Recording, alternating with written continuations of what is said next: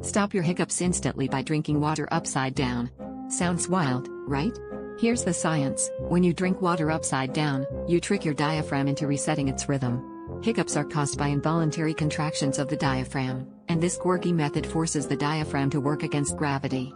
As you tilt forward and sip from the opposite side of the glass, your body recalibrates, focusing on balance and coordination, which interrupts the hiccup cycle. It's a bizarre yet effective life hack that could save you from an awkward hiccup attack at your next meeting or date. So next time those pesky hiccups strike, grab a glass of water, and flip your perspective, literally.